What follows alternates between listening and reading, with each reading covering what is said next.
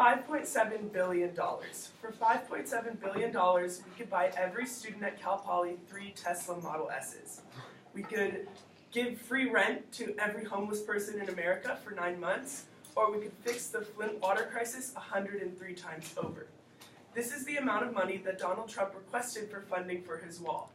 Because the Democrats did not want to give Donald Trump this funding, as it is a large amount of money, and they wanted to really make sure it was the proper decision to make, Donald Trump called for a partial shutdown.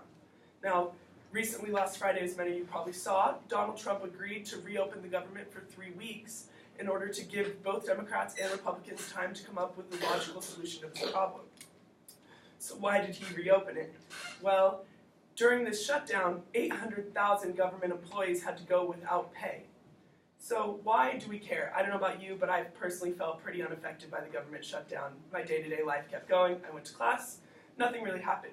Well, as Americans, we should all be concerned with how other Americans are living their lives. Other people's lives were struggling because of this, but also we have to be concerned with the fact that this could affect us in the coming years, because this could affect how Trump's re-election goes.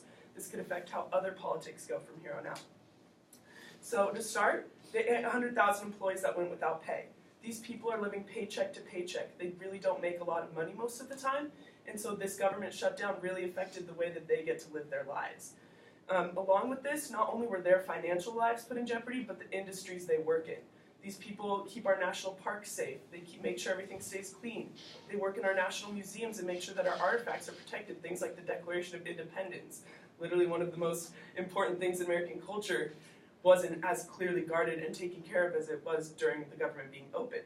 Also, they take care of our national zoos. There's just so much in this country that relies on government employees. Things like TSA, I don't know how many of you flew back to SLO from break, but the TSA line took 2 hours to get through at Seattle-Tacoma Airport, which was really a struggle for a lot of people. I know a lot of kids almost missed their flight home.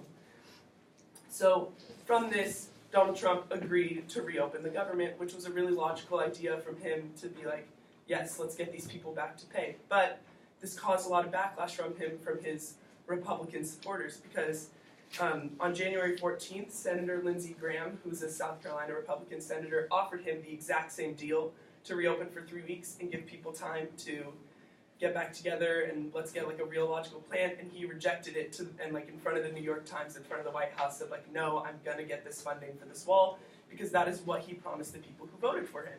And so when he decided to reopen the government without the funding for this wall, it caused a lot of people to be like, okay, so why were people struggling for 35 days if we're gonna reopen it without any success from Donald Trump's getting funding? And so to take one last look at how this is going to affect everyone in 2020, we're coming up on an election where all of us are going to be able to vote. We're all going to be able to, most of us, for the first time. And so we need to look at the people we're voting for. Are they going to come through on the promises that we want them to come through on? And so also it shows that Donald Trump's ratings are lower than ever, so it's going to say who's going to come up in office to take that place.